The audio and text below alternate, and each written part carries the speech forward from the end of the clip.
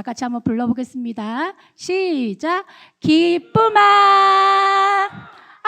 전도사님, 친구들 모두들 안녕하세요. 기쁨이 안녕. 만나서 반가워요. 전도사님, 오늘요 우리 내송교회에서요 온 세대가 모여 예배 드린다고 해서요 저도 기쁜 마음으로 달려왔어요. 전도사님, 그런데 저 질문이 하나 있어요. 오늘 아침에요 성경 동화를 읽었는데요, 여호수아가 선생님이요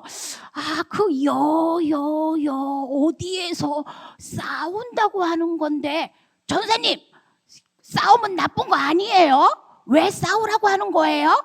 그리고요 우리 내수동교회 온 세대 예배처럼요 할머니, 할아버지, 삼촌, 고모, 이모 모든 사람들이 다 모여서 싸우자고 하는데요, 왜 싸워요? 싸우면 안 되잖아요. 기쁨아, 질문해줘서 고마워. 전도사님이 그러면 오늘 그 이야기를 함께 해줄게요. 잘 들어보세요. 기쁨이가 이야기한 것처럼 싸움에는 두 가지 종류가 있어요. 하나는 싸우면 안 돼요. 안 돼요. 절대 싸우면 안 되는 싸움이에요. 자, 그림을 볼까요? 동생, 오빠, 친구랑 싸우는 그림, 싸우면 안 돼요. 삑! 이건 절대 싸우면 안 돼요. 그러나 좋은 싸움이 있어요. 예를 들면 소방관 아저씨가 불을 잡기 위해서 불과 싸우는 것은 좋은 싸움이에요. 그리고 경찰관 아저씨가 거기 쓰세요, 거기 서라, 이렇게 도둑을 잡는 건 좋은 싸움이에요. 예수님을 믿는 우리들이 싸워야 하는 싸움이 있어요. 그것을 믿음의 선한 싸움이라고 해요. 우리는 이 믿음의 선한 싸움을 해야 해요. 아까 기쁨이가 성경 동화를 읽고 여리고성 싸움에 대해서 이야기했는데 그것이 바로 믿음의 선한 싸움에 들어가는 거예요. 그러면 믿음의 선한 싸움에 들어가는 거예요. 하나님께서 여호수아에게 말씀하셨어요. 여리고성을 너에게 주겠다, 이렇게 말씀하셨어요. 그런데 그 방법이 너무 놀라워요.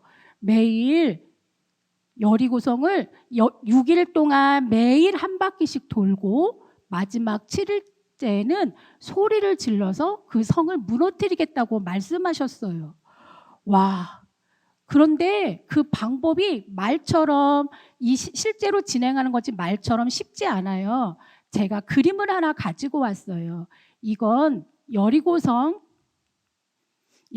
사진이에요. 자, 저기 밑에 보시면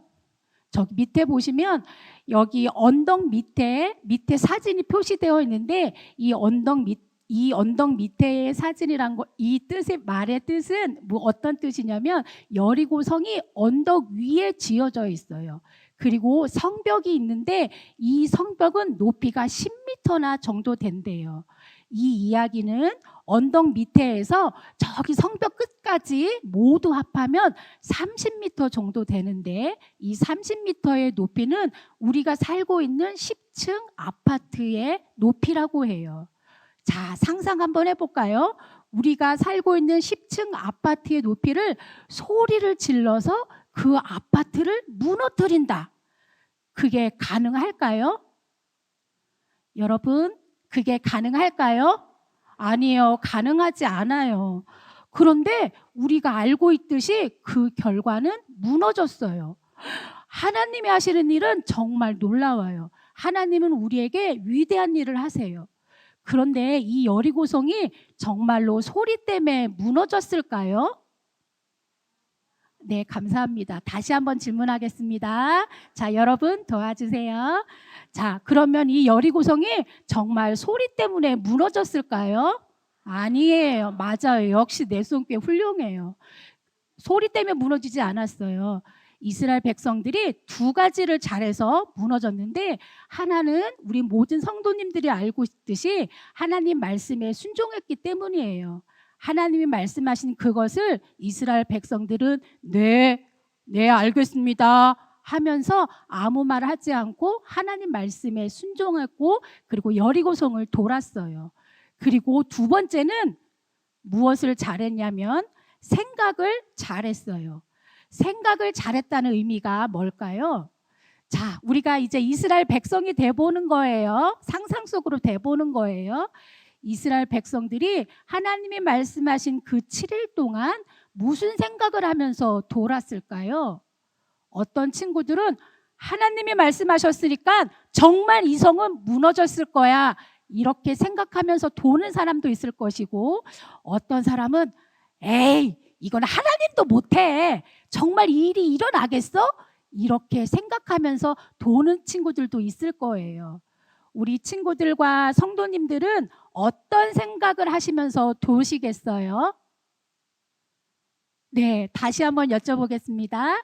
어떤 생각을 하시면서 도시겠어요? 네, 그래요. 전도사님 생각도 무너질 것이다 라고 생각하면서 돌았을 것 같아요. 왜냐하면 전도사님에게는 어떠한 하나의 계기와 사건이 있었어요. 이 사건을 통해서 나의 모든 신앙의 태도가 확 바뀌게 되었어요. 혹시 이 경기 이름을 아나요? 네, 맞아요. 이 경기의 이름은 높이뛰기예요. 저기 앞에부터 막 달려와서 도움닫기를 하고 점프를 해서 이렇게 뛰어넘어요. 그런데 저기 위에 이렇게 그림에 동그라미가 있지요. 이 장대만큼 뛰어서 넘어가야 하는 건데, 이 높이뛰기 훈련을 할 때 가장 먼저 하는 훈련이 있대요. 그건 내가 저 장대를 넘을 수 없는 실력이지만 상상으로 저 장대를 먼저 넘는 훈련을 한대요. 이름하여 생각이 먼저 넘어가는 훈련. 같이 한번 말해 볼까요? 시작. 생각이 먼저 넘어가는 훈련. 제가 그림을 하나 보여줄 거예요. 그러면 그 그림을 잘 보세요. 그리고 이따 제가 눈을 감으라고 할 거예요. 그러면 저 그림을 생각하시는 거예요. 하실 수 있으시겠죠? 네. 자, 도움닫기를 하고 여기서 도움닫기 점프, 와, 이렇게 하는 겁니다. 자, 하실 수 있으시겠죠? 제가 말을 할 거예요. 달려온다 하면 그 생각을 하시고요. 도움닫기를 한다 하면 발을 딛는 거고요. 점프를 하면 높이 뛰어서, 자, 성공하면 넘었다 하는 그림이에요. 자, 한번 눈을 감아 볼까요? 자, 눈을 감고, 자, 출발합니다. 달려옵니다. 도움닫기를 합니다. 점프, 성공. 모두 성공하셨나요? 네, 너무 잘하셨어요. 그 장대 높이뛰기 아까 말씀드렸던 것처럼 이 실력이 되지 않더라도 앉아서 계속 내가 이렇게 넘는 훈련들을, 생각이 먼저 넘어가는 훈련들을 한다고 해요. 그러면 신기하게도 아직은 내가 이 실력이 되지 않더라도 이 훈련을 계속하면 그 실력만큼 훈련했던 것보다 더 좋은 성적을 낼 수 있대요. 그런데 더 신기한 건 뭔지 아세요? 내가 아직 못해, 내가 아직 연습하지 않았어, 내 실력으로는 이게 되지 않아, 이렇게 생각하면 딱 거기까지만 뛸 수 있대요. 다음에 뛰지, 아니야 이거 좀 무리야 하면 거기까지만 한다는 거예요. 생각이 넘어가야 몸도 넘어갈 수 있어요. 이 높이뛰기 생각이 먼저 넘어가는 훈련이 우리에게 주는 교훈은 생각이 넘어가지 않으면 몸도 넘어갈 수 없다는 거예요. 전도사님은, 저는 이 이야기를 듣고 너무 큰 믿음의 태도가 변화가 되었어요. 왜냐하면 제가 사역을 할 때나 어떤 일을 할 때 기도하면 하나님이 마음의 소원으로 저에게 주시는 소원들이 있어요. 그러면 저도 사람이라 이게 되겠다, 아 이거는 아직 여건상 이게 되지 않아, 이렇게 판가름이 될 때가 있는데, 그럴 때마다 제가 이 이야기를 듣고 기도해요. 하나님, 생각이 먼저 넘어가게 해주세요. 하나님이 저에게 주시겠다고 하셨던 그 믿음의 약속들을 이룰 수 있도록 하나님, 생각이 먼저 넘어가게 해주세요. 주변의 여건들을 보지 않고 나의 경험이나 나의 능력으로 하나님의 능력을 재단하지 않도록 하나님, 생각이 먼저 넘어가게 해주세요. 이렇게 계속 기도해요. 그러면 내가 정말 나의 게으름이나 또는 나의 부족이나 나의 상황이나 여건으로 통해서 이 일을 하지 못할 거라고 생각했었는데, 하나님 생각이 먼저 넘어가게 해주세요. 하나님이 나에게 주신 일이 반드시 될 거라고 저는 믿습니다 라고 생각이 먼저 넘어간 다음에 그 기도가 마치면 저도 모르게 제 몸이 움직이고 있다는 것을 깨닫게 되었어요. 그리고 그 다음부터 하나님이 저에게 어떤 도전을 주시거나 해야 될 일이 있을 때, 하나님 생각이 먼저 넘어가게 해주세요. 하나님, 주님이 저에게 주신 그 꿈을, 선한 그 신앙의 뜻을 제가 세울 수 있도록 주님 도와주세요. 이렇게 기도하고 있어요. 이제 코로나19로 사회적 거리가 폐지되었어요. 우리 내송교회도요, 코로나19로 만들었던 생각의 선을 이제 넘어야 할 시기가 왔어요. 물론 코로나가 아직 끝나지는 않았어요. 여러 가지 해결해야 될 어려움도 있고, 그렇지만 우리는 먼저 믿음의 생각으로 그 선을 넘어야 해요. 왜냐하면 위대한 첫걸음은 생각의 선을 넘는 것부터 시작되기 때문이에요. 자, 우리 이렇게 기지개 한번 펴볼까요? 시작. 어깨도 한번 돌려보시고요. 고개도 한번 이렇게 돌려보세요. 자, 코로나로 위축되었던 우리의 마음과 우리의 생각에 영적 기지개를 펴고 다시 위대한 첫걸음을 함께 걸어갔으면 좋겠어요. 믿음의 생각으로 불가능의 선을 넘어 예비된 승리를 우리에게 주실 하나님을 찬양하며 영광의 박수를 올려드리겠습니다.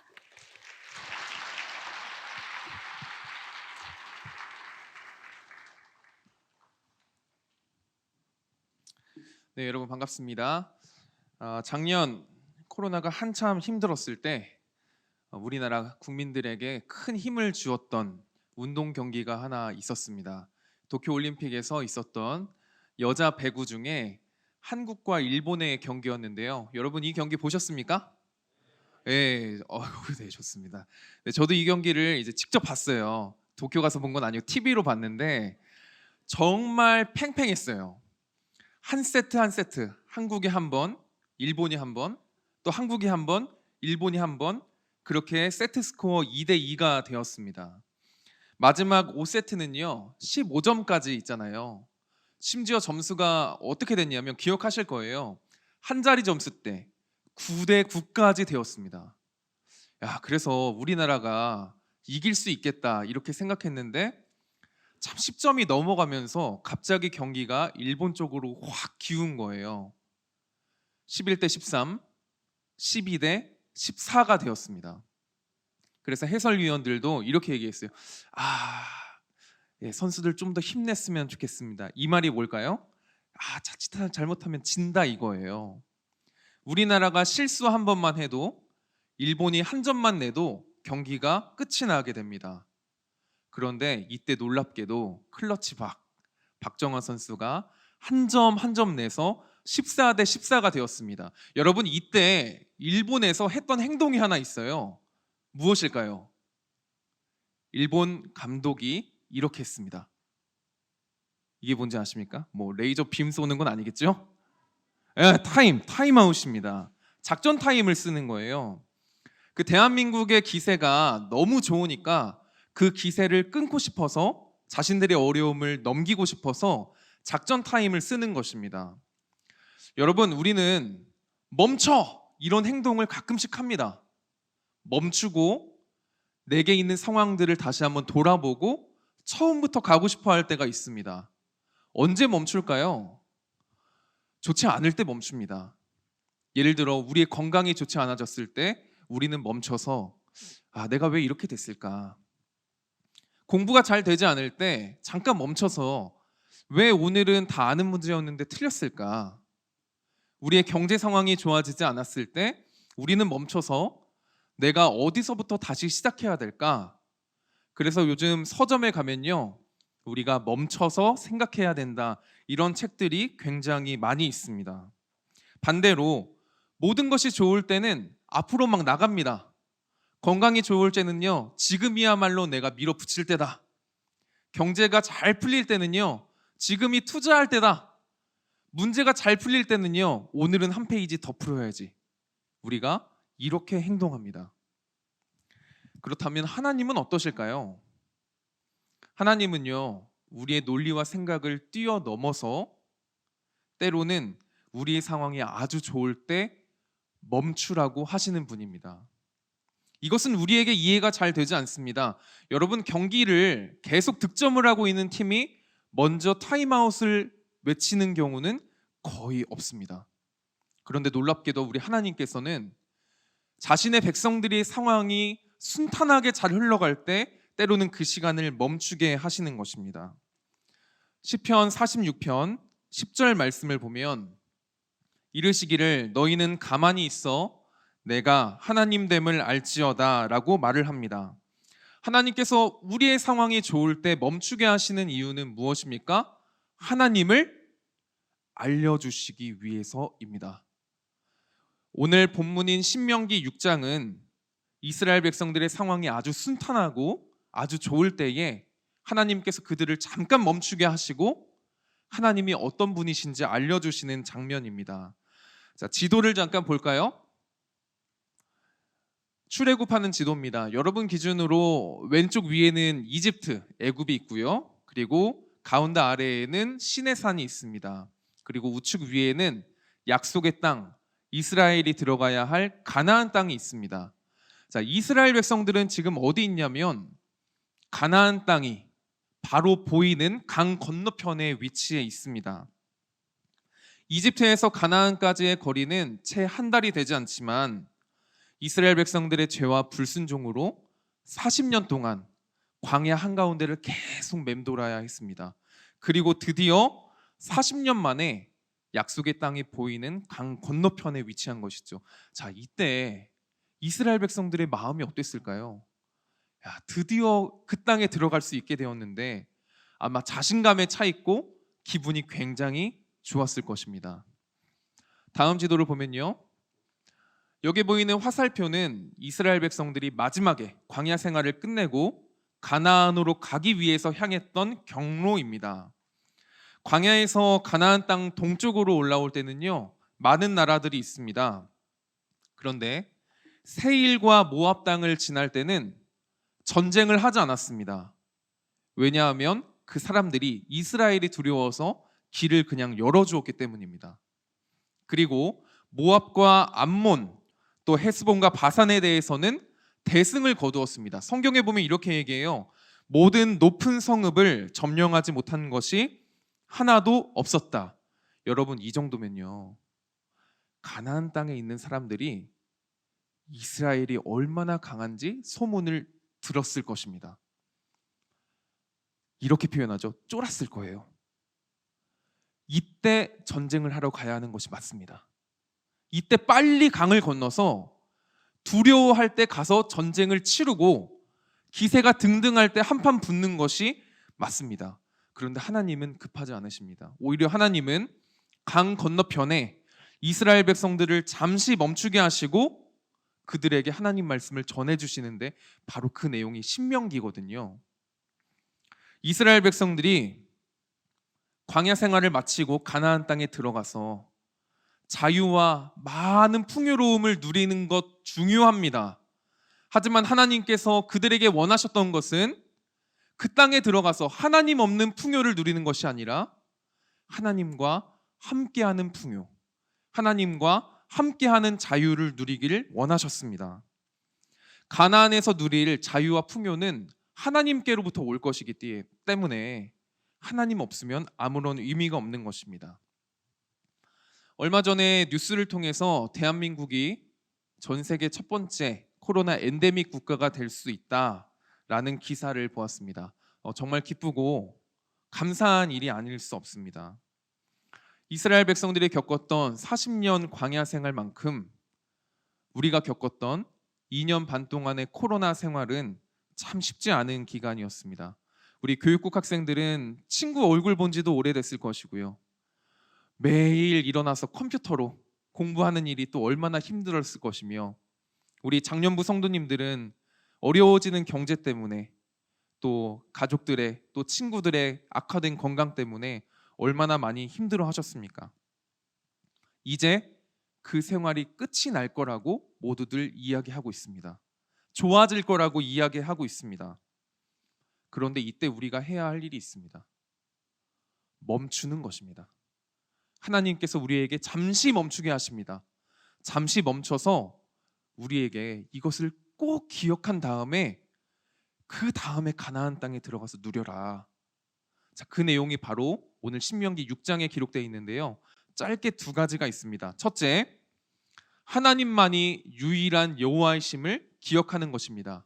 신명기 6장 4절 말씀입니다. 이스라엘아 들으라, 우리 하나님 여호와는 오직 유일한 여호와시니. 자, 따라해 볼까요? 오직 유일한 여호와시니. 시작. 오직 유일한 여호와이시니. 이스라엘 백성들이 들어갈 가나안 땅은 약속의 땅이기도 하지만 유혹의 땅이기도 합니다. 이미 살고 있는 사람들이 섬기고 있는, 숭배하는 우상들이 있어요. 대표적인 우상은 바알이라는 우상입니다. 이 우상은 어떤 우상이냐면요, 농사를 잘 지을 수 있게 도와주는 우상이래요. 비가 내리게 해주고 농작물이 아주 많이 맺힐 수 있도록 도와준대요. 그런데 이 우상에게 허점이 하나 있습니다. 농사를 안 지을 때는 깊이 잔대요. 사실 깊이 잔다고 표현했지만 죽는 것입니다. 여러분, 자기 마음대로 살 수 없고 자기 마음대로 죽음을 이길 수 없는 신을 믿어서야 되겠습니까? 그런데 그 땅의 신이 너무 강력해 보이기 때문에 하나님께서 말씀하시는 겁니다. 너희가 약속의 땅에 들어가서 자유를 누리고 다른 유혹과 우상들을 만날 때 기억해라. 모두 다 헛된 신이며 오직 나 하나님만 유일한 여호와시다. 이것을 기억하는 것이 이스라엘 백성들의 첫 번째 기억해야 할 내용이었습니다. 두 번째는 온 힘을 다해서 하나님을 사랑하는 것이었습니다. 6장 5절을 제가 읽겠습니다. 너는 마음을 다하고 뜻을 다하고 힘을 다하여 내 하나님 여호와를 사랑하라. 자, 여기도 노란색 글씨 우리 한 번 더 읽어볼까요? 시작. 내 하나님 여호와를 사랑하라. 방금 전에 설명했던 바알이라는 우상, 이 우상에게 잘 보여야 비가 내린다고 믿었습니다. 그래서 엘리야와 바알 선지자들의 싸움 기억하시죠? 바알 선지자들이 아무리 노력해도 바알이 비를 안 내려주는 거예요. 그래서 어떻게 했냐면 자기 몸을 막 상하게 했습니다. 노력하는 거예요. 억압적인 신, 그리고 사랑이 없는 신이 바로 우상입니다. 그런데 하나님은 나는 그런 우상과 다르다고 말씀하세요. 하나님이 우리와 관계를 맺으시는 그 기본적인 것은 사랑입니다. 어느 정도로 사랑하셨습니까? 아들을 내어주시기까지 사랑하셨습니다. 여러분, 혹시 엄마나 아빠가 갑자기 와가지고 옆에 이렇게 가만히 얼굴 쳐다보면서 엄마 얼마만큼 사랑해? 이렇게 물으면 도망가시죠? 아, 그런 것 좀 물어보지 마 하면서 가시잖아요. 왜 그런 질문할까요? 사랑하는 거 아는데 왜 질문할까요? 정말 엄마만 사랑하지, 유일하게 엄마만 사랑하지, 근데 어느 정도로 사랑하는지 알고 싶어. 그 깊이를 알고 싶어. 그겁니다. 우리 하나님께서 첫 번째는 유일한 하나님이심을 기억하라고 했고요. 두 번째는 사랑하라고 말씀하셨습니다. 그런데 그 사랑 앞에 글자가 하나 붙어요. 너는 마음을 다하고 뜻을 다하고 힘을 다하여 하나님을 사랑하래요. 유일한 하나님을 깊이 사랑해 달라고 주님 말씀하십니다. 이것이 잠시 멈춘 후에 그 땅에 들어가서 해야 할 일이었습니다. 이스라엘은 기세등등합니다. 패배를 모르고 많은 나라들을 무찌르며 이제 가나안 땅이 보이는 강 건너편까지 왔습니다. 군사 전략가라면 지금이야말로 빨리 건너가서 전쟁을 해야 될 때다 이렇게 말씀하지만 하나님은 멈추게 하십니다. 왜냐하면 그냥 그 땅에 들어가는 것이 목적이 아니기 때문입니다. 그 땅에 들어간 후에 할 일이 있습니다. 유일한 하나님만 깊이 사랑하는 것입니다. 여기저기에서 코로나의 끝이 보인다고 이야기합니다. 마스크를 벗을 수 있고 사람들을 만날 수 있고 경제가 회복될 수 있다. 이런 희망찬 소식들입니다. 자, 여러분 질문하겠습니다. 자유가 주어지면 뭘 하고 싶으세요? 우리 중고등학생들은 지금 정확히 딱 지금 시험 기간이거든요. 자, 우리 행복하게 이런 상상이라도 해봅시다. 자, 시험을 딱 봤는데 올 100을 맞고 그리고 바로 내일부터 방학이에요. 이야, 진짜 할렐루야. 네. 방학이 막 찍었는데 모르겠어서 4번 문제 4번, 5번 문제 1번 이렇게 찍어 다 맞았어요. 방학인데 뭘 하고 싶냐고 아마 물으면 이런 대답을 많이 할 것 같아요. 목사님 넷플릭스요. 이번에 나온 영화요. 저 운동하고 싶어요. 노래 배우고 싶어요. 혹시 이렇게 대답하고 싶은데 부끄러워서 말 못하는 학생들이 우리 교회에 많을 것 같아요. 목사님 방학이니까 드디어 이 많아진 시간을 견딜 수 없어 성경을 읽겠습니다. 와, 주님 제가 이제 이 시간을 견딜 수 없어 기도를 하겠습니다. 우리가 왠지 자유와 신앙생활이 잘 연결되지가 않습니다. 가나안 땅 하면 분명히 자유고 풍요인데 참 우리가 완악해서 가나안 땅과 신앙생활이 뭔가 연결되지가 않습니다. 코로나 엔데믹, 자유와 신앙생활이 잘 연결되지가 않습니다. 여러분 다시 한번 질문하겠습니다. 코로나가 끝나면 무엇을 하고 싶으십니까? 이렇게 대답하는 네스동 교회가 됐으면 좋겠습니다. 마스크를 벗는다면 나의 온 힘을 다하여 사랑의 찬양의 고백을 주님께 드리리.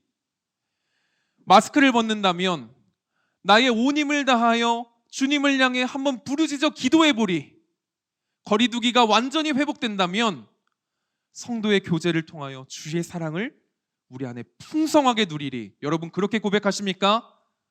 예, 이것이 바로 코로나 이후에 우리가 해야 할 고백입니다. 가나안 땅에 들어가는 것, 그것은 그냥 걸음이 될 수도 있고 위대한 첫걸음이 될 수도 있습니다. 코로나 엔데믹 이후 그냥 걸음이 될 수도 있고 위대한 첫걸음이 될 수도 있습니다. 하나님은 우리가 위대한 걸음을 걷게 하시기 위하여 잠시 멈추게 하십니다. 참 놀라운 것은 내일 외부에서 마스크가 해제되는데 주님의 오늘 온 세대 예배를 드리게 하셨습니다. 이것은 이 예배가 주님이 멈추게 하신다는 사인입니다. 이때 멈춰서 우리가 해야 할 일은 무엇입니까? 마스크를 벗는다면 우리가 무엇을 할 것인가? 주님, 위대한 주님과 위대한 첫걸음을 걷게 하소서. 할렐루야. 이것이 바로 우리 네스동 교회의 소망이 되었으면 좋겠습니다. 저를 따라서 이렇게 한번 외쳐볼까요? 위대한 하나님과 위대한 첫걸음을 걷겠습니다. 우리와 함께 하신 하나님께 영광의 박수 올려드리겠습니다. 아멘. 고기를 잡으러 바다로 갈 거나 바다 가고 싶다. 소망아 너도 바다 가고 싶지? 바다? 바다 좋겠다. 바다 이야기가 나왔으니까 말인데, 하늘아, 내가 질문 하나 할게. 네 앞에 큰 바다가 있어. 그런데 그 바다를 꼭 건너가야 한다면 넌 어떻게 건너갈 거야? 바다를 건너가야 된다고? 그러면 나는 수영을 할 거야. 난 진짜 수영을 잘하거든. 그런데 말이야, 바다가 너무 크잖아. 끝까지 수영하기 힘들걸? 그리고 너 혼자 건너가는 게 아니라 아주 많은 사람들 모두 같이 건너가야 해. 그럼 어떻게 건너갈 거야? 그러면 말이야 배를 타야지. 배를 타고 슝 뿌뿌. 에이, 배는 없어. 배가 없으면 어떻게 건너갈 건데? 뭐 수영도 못하고 배도 없다고? 그럼 바다를 어떻게 건너가? 못해. 안 가.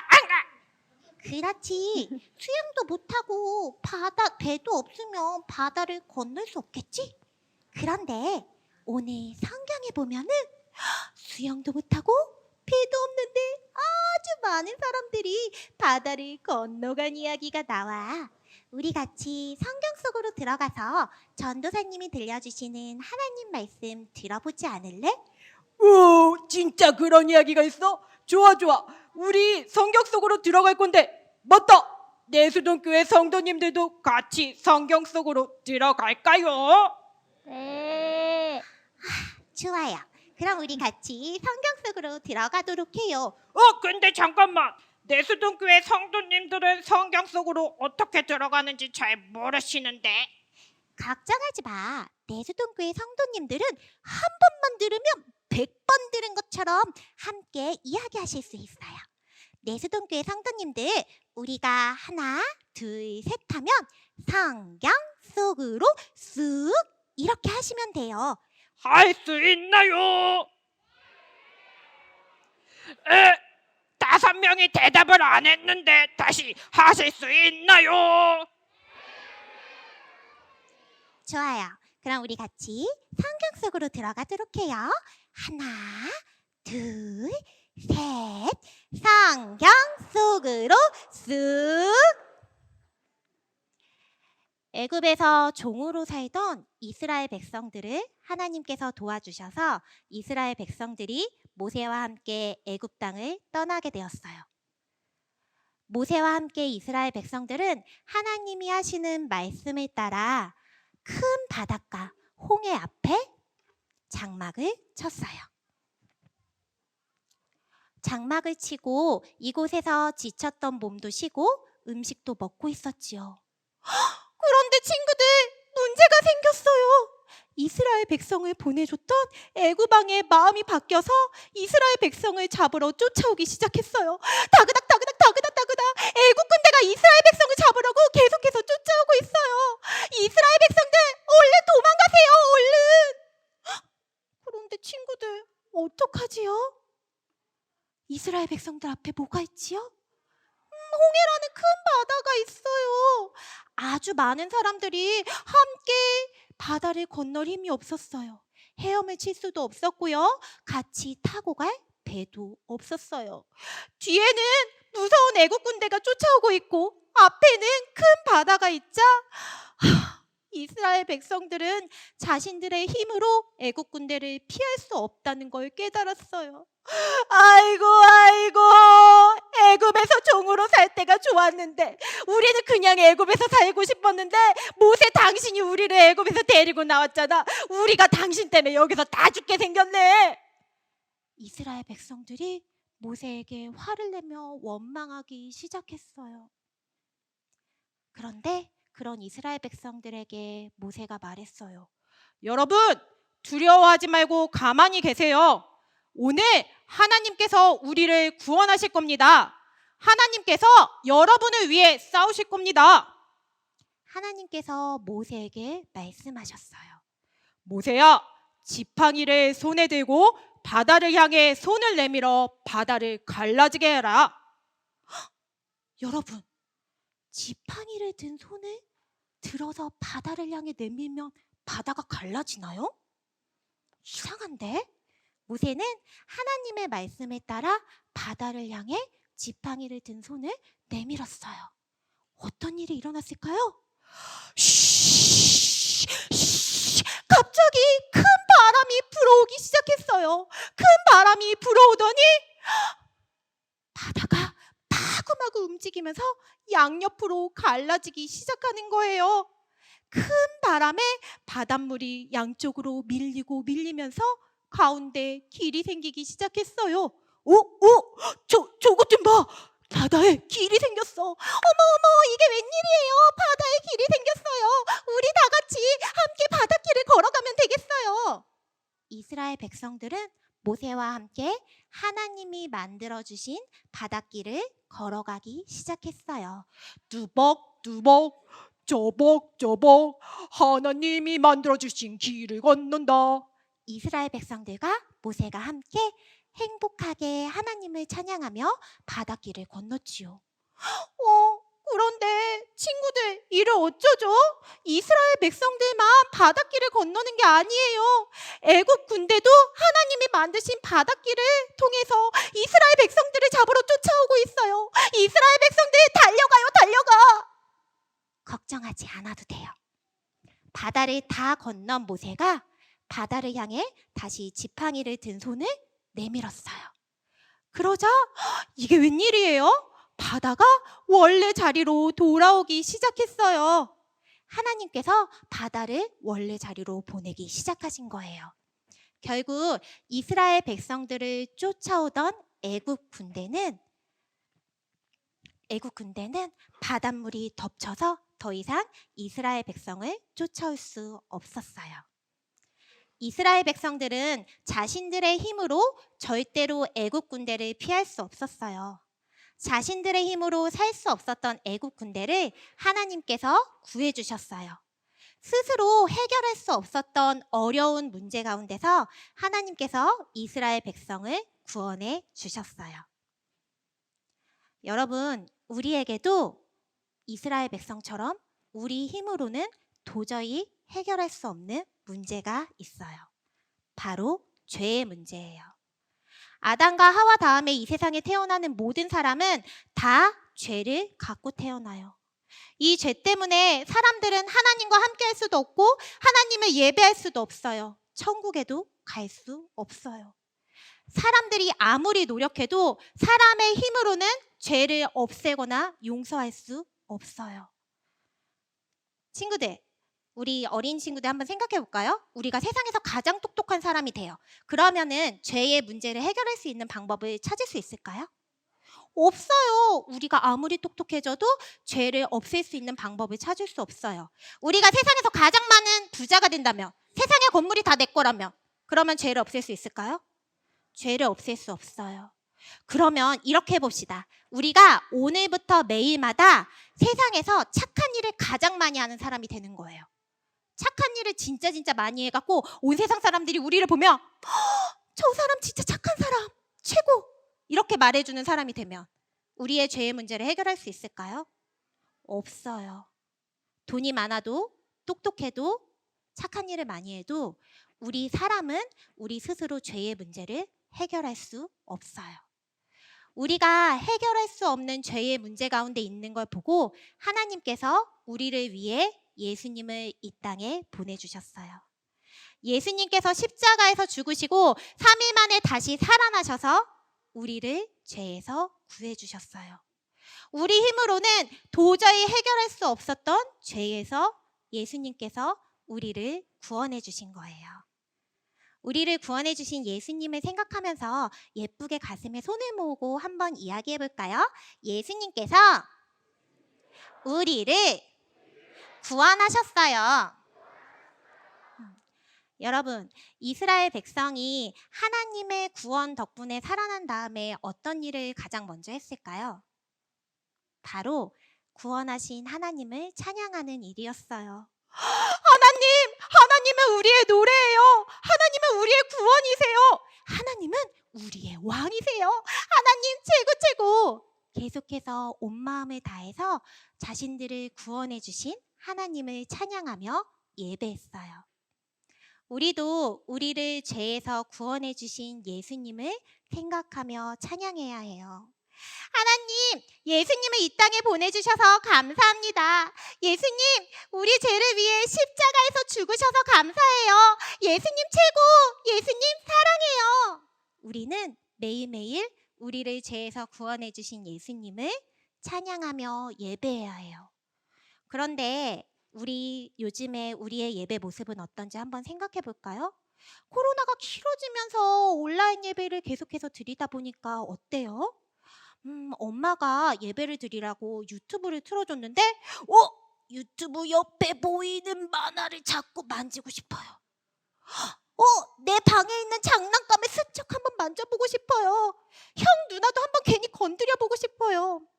예수님만 생각하면서 예배해야 되는데, 나를 구원해 주신 예수님만 사랑하면서 예배해야 되는데 자꾸 다른 마음이 자꾸 딴짓하고 싶은 마음이 삐쭉삐쭉 자라나요. 엄마 아빠는 어떠세요? 우리 첫째는 유년부 예배, 둘째는 유치부 예배, 막내는 유아부 예배 틀어주시느라 바쁘시죠? 너 지금 예배 드리다 말고 만화 틀면 안 돼. 야, 너 장난감 내려놓고 빨리 똑바로 앉아서 예배 드려. 우리 친구들 예배 잘 드리는 거 도와주시다 보면은 엄마 아빠 예배 드릴 때 어때요? 아, 힘들어. 너무너무 힘들어서 예수님만 생각하며 예배 드리기가 힘들 때가 많아요. 그런데 여러분, 이제는 우리가 다 함께 교회에 모여서 예배 드릴 수 있게 되었어요. 그동안 집에서 온라인으로 예배 드리면서 예수님만 생각하면서 예배 드리는 게 힘들었다면 함께 교회에 모여서 다 마음을 모아 예수님만 생각하고 나를 구원해 주신 예수님의 십자가만 찬양하며 예배해요. 우리가 예수님만 생각하며 예배할 때 우리를 구원하신 예수님께서 우리 내수동교회 성도님들의 예배를 기쁘게 받아주실 거예요.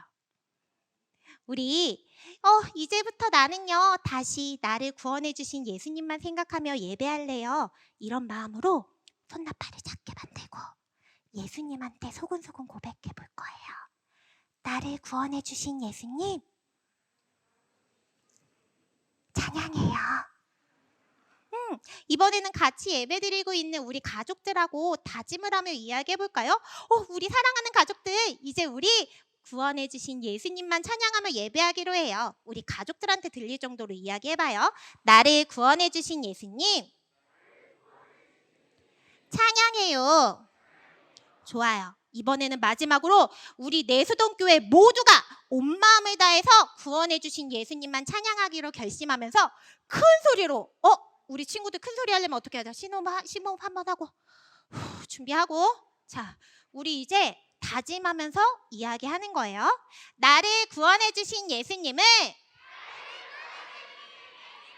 찬양해요.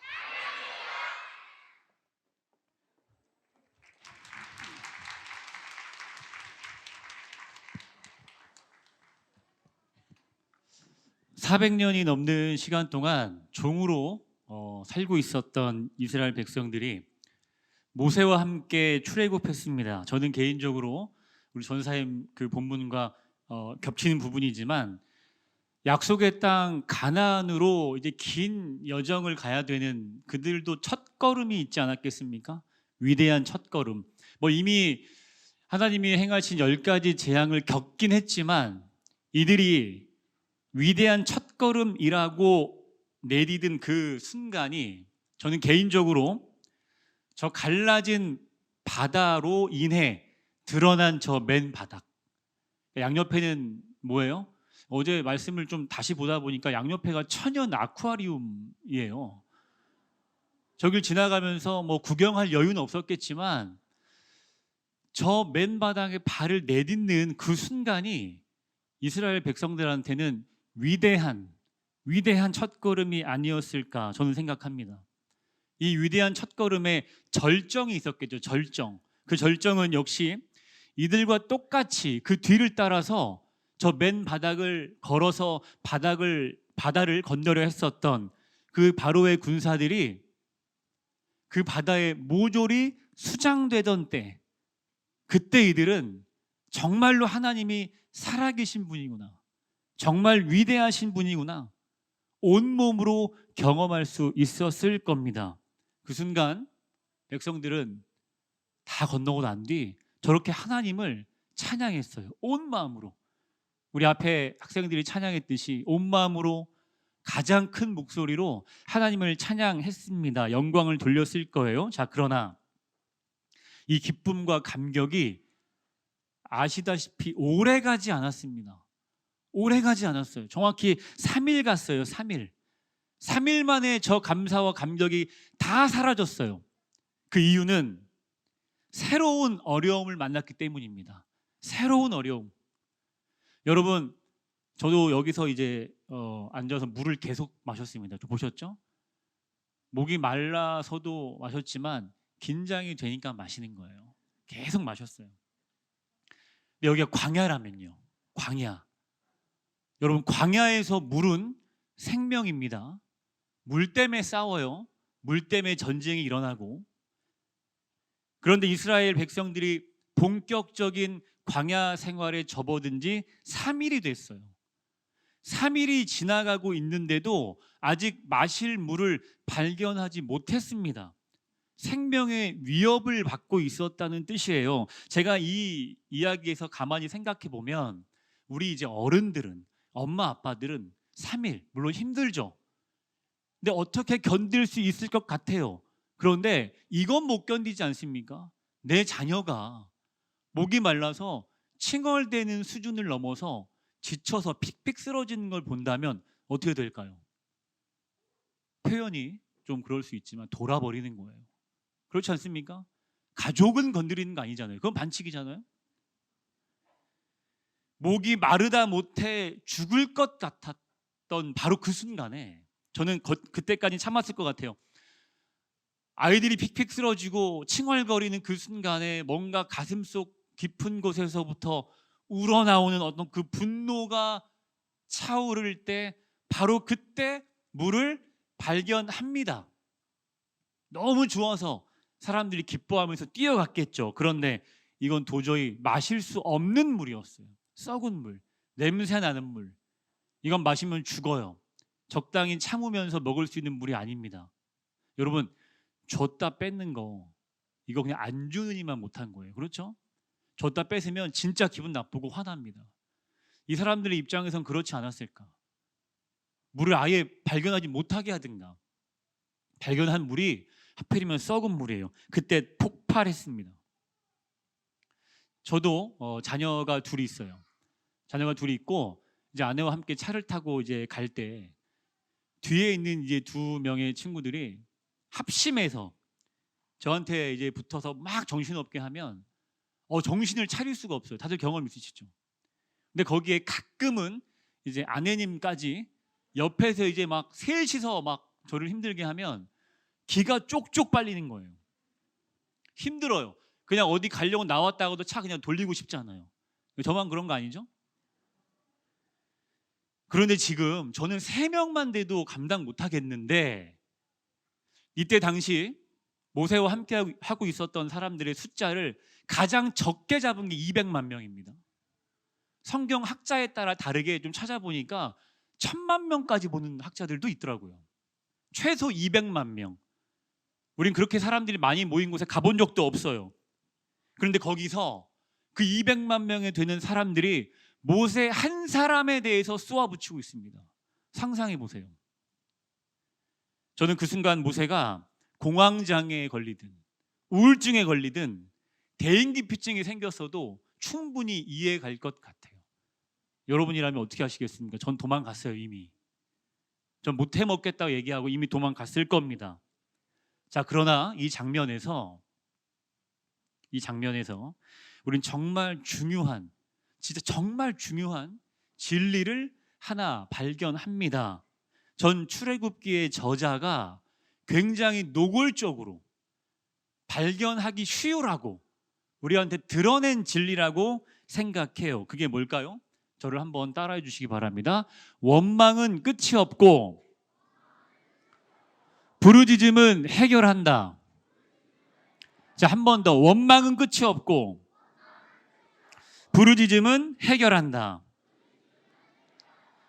출애굽기 15장 24절입니다. 백성이 모세에게 원망하여 이르되. 자, 어려움을 만난 직후에 백성들이 어떤 행동을 했습니까? 원망했어요. 자, 그러면 썩은 물을 발견한 게 누구 책임인데요? 여러분, 모세 책임입니까? 그 자리에 있는 모든 사람들을 책임질 이유가 없는 사람들이에요. 그런데 백성들은 약속인 한 듯이 모세를 원망하기 시작합니다.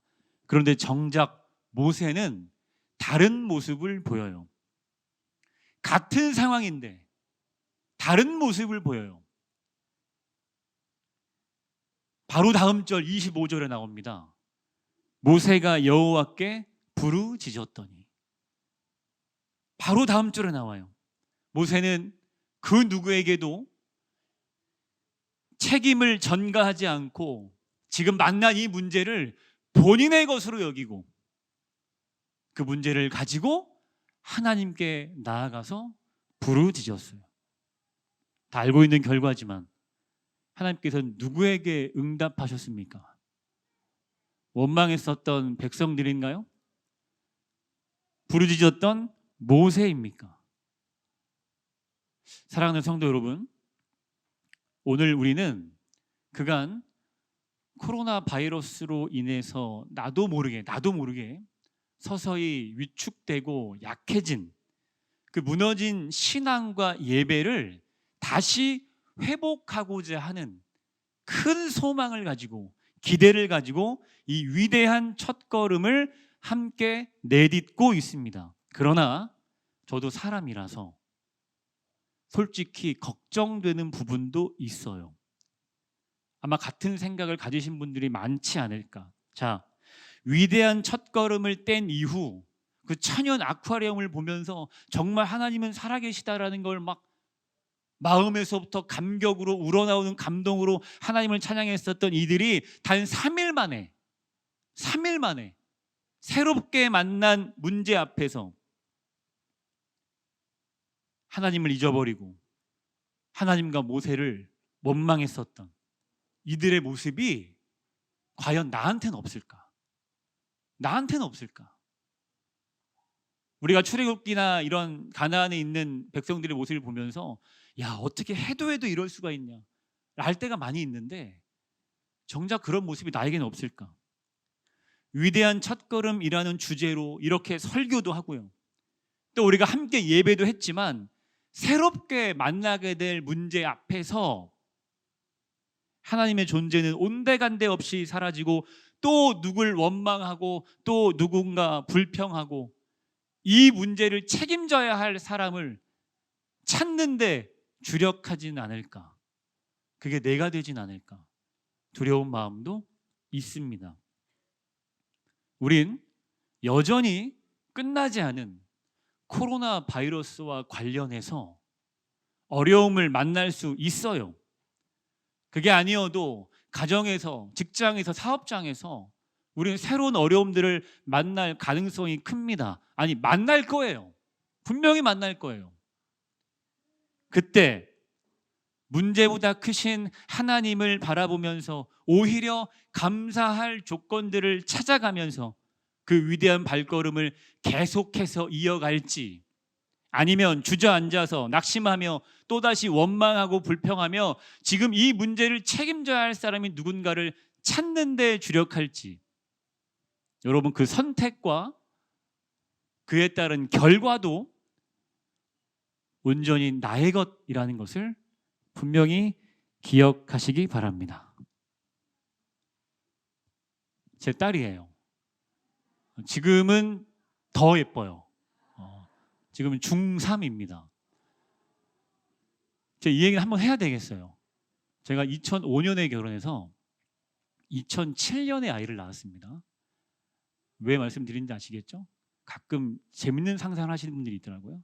2005년에 결혼해서 2007년에 낳았습니다. 25에 결혼해서 아이를 좀 빨리 낳았어요. 지금 저 친구가 중3이고 지금 저 사진은 초등학교 1학년 아니면 초등학교 들어가기 전이에요. 근데 그 전 사진을 찾고 싶었는데 없어서 저를 가지고 왔는데 충분합니다. 자, 저 사진을 보시면 예쁘죠, 여러분? 네.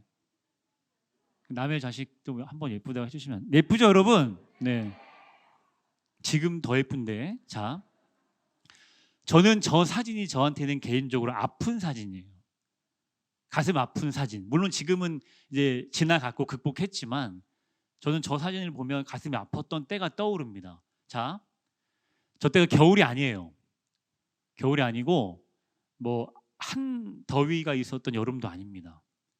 저 친구는 태어나서 얼마 안 돼서부터 한동안 저 이상 때까지 볼이 365일 동안 절했어요. 빨개요. 뭐 이유가 있겠죠? 저희 어머니가 이제 목사님이십니다. 목사님이시고 늘 개척을 하셨어요. 혹시나 문제가 될까봐 상호명은 가렸고 저 가운데 있는 저 하얀 어떤 그 오래된 상가 건물이 아까 그 아이가 태어났었고 제가 결혼해서 이제 같이 시작했었고 꽤 오랜 시간 살았던 건물입니다. 저 2층에서 절반은 교회로 절반은 이제 가정집으로 그렇게 보냈어요. 네, 저는 한 번도 태어나서 정말로 저희 어머니가 목사님인 게 늘 저한테는 자부심이었고 어떤 경제적으로 부족하다는 거에 대해서 한 번도 정말 한 번도 불평하거나 원망해 본 일이 없어요. 이건 정말 사실입니다. 그런데 그게 언제부터 달라졌냐면 제가 딸 아이를 낳고 난 이후부터예요. 저 공간이 굉장히 추웠습니다. 저 사진이 찾아보니까 최근 사진인데 여전히 창문은 어떤 이제 바꾸지 않았더라고요. 겨울만 되면 혹은 가을부터 우리가 흔히 말하는 위풍이라는 것이 어마어마합니다. 그래서 바닥은 따뜻할지 몰라도 공기가 너무 찬 거예요. 그래서 아이가 볼이 얼었다가 녹았다가 얼었다 녹았다를 반복하다 보니까 이렇게 되더라고요.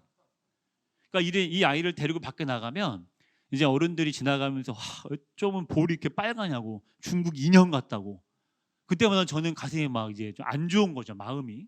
자 그러던 어느 날 제가 이제 신학생 때였습니다. 그러던 어느 날 저도 모르는 사이에 저의 입과 저의 마음과 저의 머리는 불평, 불만, 원망밖에 없었어요.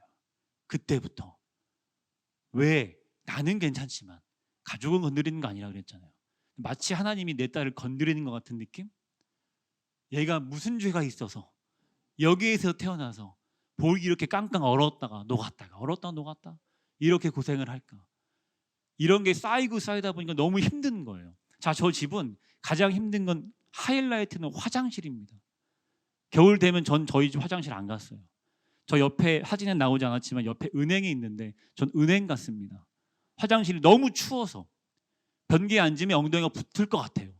그래서 항상 열풍기를 틀어놓고 그렇게 지냈거든요. 자, 그런 집이었어요. 저희 어머니는 저와 반대로 입만 떼면 감사라는 말을 달고 사시는 분이에요. 그냥 뭘 해도 감사합니다. 그냥 감사합니다. 그런 분 있잖아요, 주변에. 심지어는 화장실에서 물을 내리면서도 주님 감사합니다. 앉고 일어나는 건 기본이고 평소엔 아무렇지 않았거든요. 그런데 어느 날 그 소리가 계속 걸리는 거예요, 저한테. 감사할 이유가 없는데 왜 감사라는 말을 자꾸 남발하지? 감사할 마음도 없으면서 왜 감사하다고 자꾸 거짓말하지? 제가 그런 마음이 들어가는 거예요. 자, 그러던 어느 날 겨울이었습니다. 저는 여전히 마음이 어렵고 너무 힘들고 그런 상황인데 저희 어머니가 화장실에서 그날도 어김없이 물을 내림과 동시에 주님 감사합니다 라는 소리가 들리는 거예요. 제가 저도 모르게 못 참고 소리를 질렀습니다. 여러분 신학생 때는 굉장히 이제 열정이 막 있어요. 근데 그게 옳은 열정이라고 생각을 하죠. 제가 그때 엄마 감사할 조건도 없는데 자꾸 감사 남발하지 마라. 그거 하나님이 마음에 없는 얘기인데 안다. 자꾸 그렇게 거짓말하면 하나님이 싫어하신다. 제가 거기서 막 소리를 질렀어요. 근데 그간 쌓였던 것들이 터진 거죠. 저희 어머니가 58년 개띠십니다. 유명하죠. 평소라면 그거 듣고 가만 안 있어요. 그런데 이상하게 그날따라 그냥 문 열고 나오시면서 제 앞을 지나가면서 한마디를 좀 길게 하고 지나가셨어요. 뭐라고 하셨는지 아세요? 야, 내가 믿는 하나님이랑 네가 믿는 하나님이 다른가 보다. 엄마가 믿는 하나님은 어떤 환경에 있든지 늘 감사할 조건을 보게 하셔서 거기에 대해서 감사만 하게 하는 하나님인데 네가 믿는 하나님은 오히려 네가 기도하는 것을 줘도 계속 끝까지 욕먹고 원망받는 하나님인 것 같다. 그러니까 그 이야기가 뭐냐면 저희 집안 아들이 다 아들이에요. 다 아들이에요. 저로 제가 빨리 결혼해서 살짝 족보가 꼬인 그런 삼촌들도 다 아들이에요. 저 아이가 정말 저희 집에는 보물과 같은 아이였어요. 한 번도 얘는 땅에서 걸어본 일이 별로 없어요. 사람 손으로 항상 이동했기 때문에 저 기도 진짜 많이 했거든요. 하나님, 아들은 아닙니다. 우리 여기 아들 미안합니다. 둘째는 아들이에요. 하나님 딸이어야 됩니다. 저는 싫습니다. 하나님 딸이어야 됩니다. 저는 딸바보 타이틀을 좀 가져야 됩니다. 딸을 주셨어요. 제가 얼마나 감사했을까요? 그걸 가지고 말씀하셨던 거예요. 그렇게 기도해서 하나님이 줬는데 오히려 그것 때문에 하나님을 원망하니 네가 믿는 하나님과 내가 믿는 하나님이 다른 것 같다. 이 얘기하고 지나가셨는데 제가 정말 뒤통수에 뭔가 맞은 것처럼 큰 충격이 있었고 그게 저한테는 굉장히 부끄러운 기억입니다. 자, 부르짖는 건 생각도 못했고 현실에서 원망하게 바빴던 저의 과거, 저의 부끄러운 기억. 여러분들의 하나님은 감사할 조건만 보게 하시는 하나님입니까? 아니면 늘 여러분들에게 원망과 불평만 들어야 하는 하나님입니까? 특별히 오늘 시대적으로 많은 어려움들을 겪고 있는 우리 청소년, 대학 또 청년 젊은이들, 다음 세대들이 오늘 말씀을 듣고 그리고 부끄러운 저의 옛 기억이 또 원망되신 부르짖음을 택하는데 여러분들한테 작은 도움이 됐으면 좋겠습니다. 하나님의 크신 위로와 은혜가 오늘 위대한 첫걸음을 함께 내딛는 우리 귀한 내수동교회 성도님들에게 임하길 간절히 소망합니다.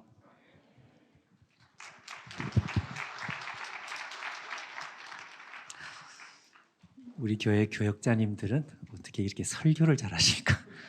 제가 일부 예배 마칠 때에도 그 말을 했습니다. 제가 준비한 말이 아니고 일부 예배를 드리면서 이제 앞에 이제 먼저 설교를 하시는 것을 들으면서 야 정말 잘하신다. 그리고 귀에 쏙쏙 들어오고 제가 은혜를 받아가 제가 할 말을 잊어먹을 정도로 그렇게 은혜를 받았습니다. 제가 우러나는 마음으로 제가 그 말을 했는데 오늘 2부 예배 때 제가 그 말을 또 하고 싶은 생각이 들 정도로 정말 은혜를 많이 받았습니다.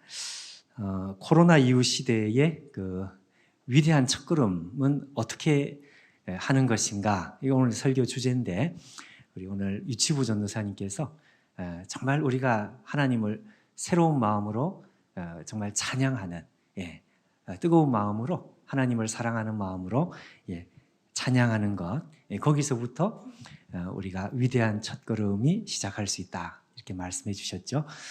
또 우리 고등부 연하는 목사님께서 우리의 원망을 이제 뒤로 하고 하나님께 우리가 정말 부르짖음을 선택하는 것이다 그랬습니다.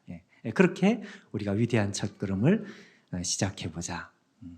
오늘 제가 마지막 드리는 말씀은 우리 앞에 이제 제가 15분씩 쓰라고 하고 저는 10분 이내로 하겠다. 일부 예배 때는 제가 10분 이내로 한다 그랬더니 거기 막 박수가 나오는데 제가 너무 민망했습니다. 평소에 좀 짧게 할 걸.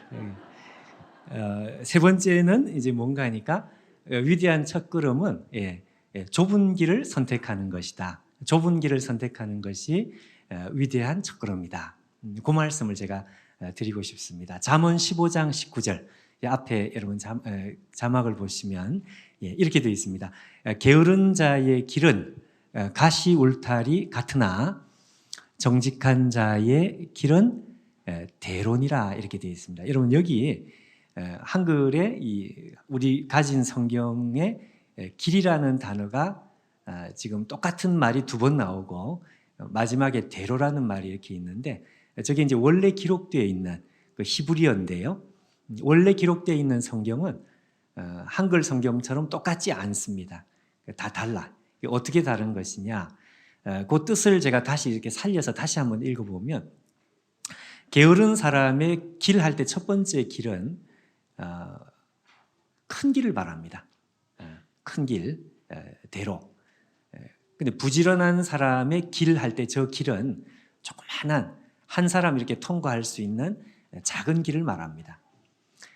그리고 이제 마지막에 그 대론이라 하는 그 말은 하이웨이, 고속도로 같은 큰 길을 말합니다. 그러니까 이제 쉽게 제가 다시 한번 읽어보면 이런 이야기가 되죠.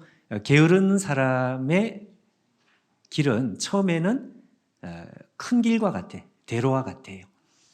근데 조금 지나니까 이 대로가 어떻게 되는가 하니까 가시 울타리와 같이 된다는 것입니다.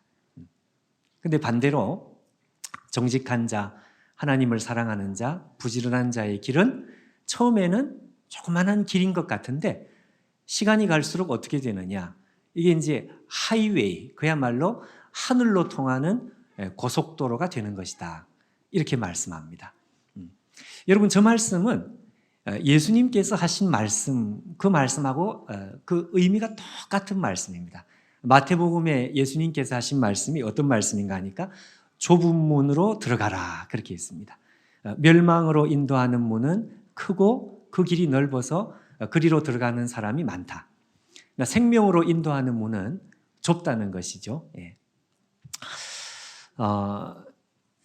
철로역정, 존 버니언의 철로역정이라는 책에 보면 이 크리스찬이 이제 길을 가는데, 천국을 향해서 길을 가는데 길이 너무 험하고 힘들어요. 예.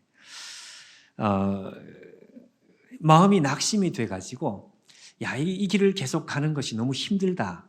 근데 이제 옆에 보니까 초원이 펼쳐져 있고 그 초원으로 넘어가기만 하면, 이 초원을 가로질러서 가기만 하면 지금 가는 이 길하고 저쪽 끝에서 분명히 만날 것 같은 거죠. 예.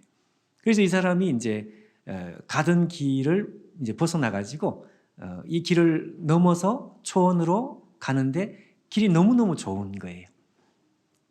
근데 이제 문제는 초원으로 걸어가는 도중에 계속 자기 귀에 들리는 음성이 있는데, 무슨 음성인가 하니까 오던 길로 돌아가라, 오던 길로 돌아가라.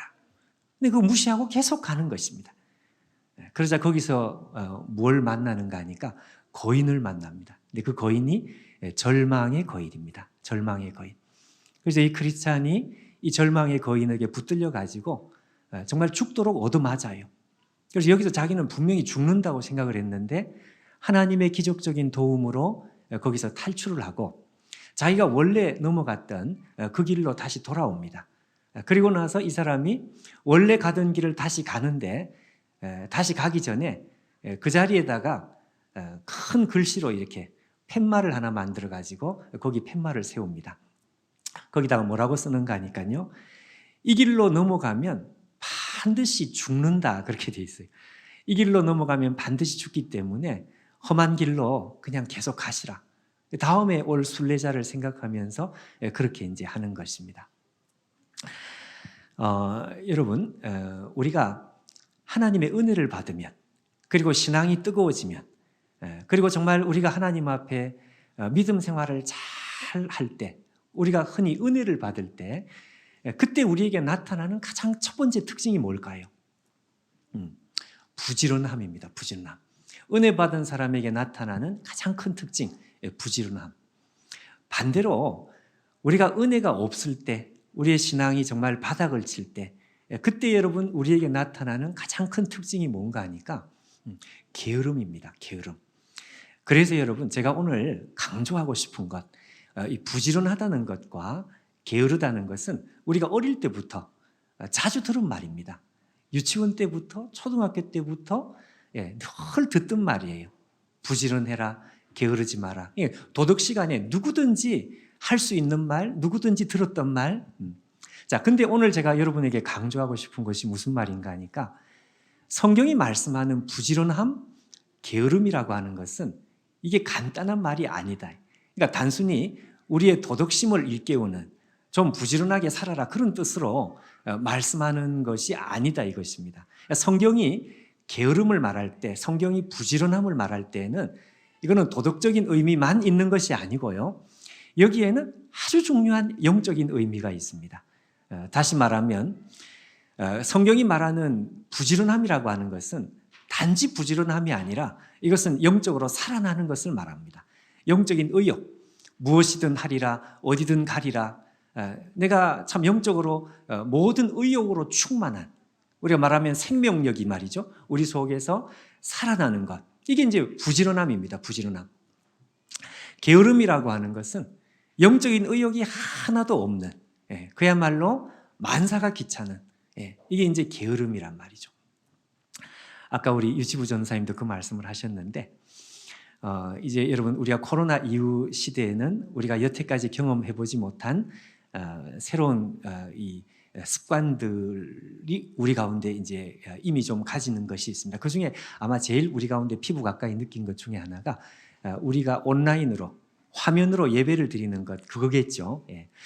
사실 처음에 2년 전에 말이죠. 코로나가 처음 이제 이 교회 문을 닫게 하고 이제 이렇게 할 때에 그때 이제 이 온라인 예배를 처음에 드릴 때 이게 지금 정말 개인적인 고백인데 저는 온라인 예배를 드릴 때 참 좋다는 생각을 한번 했습니다. 정말로 야 이거 굉장히 좋은 거다 이거.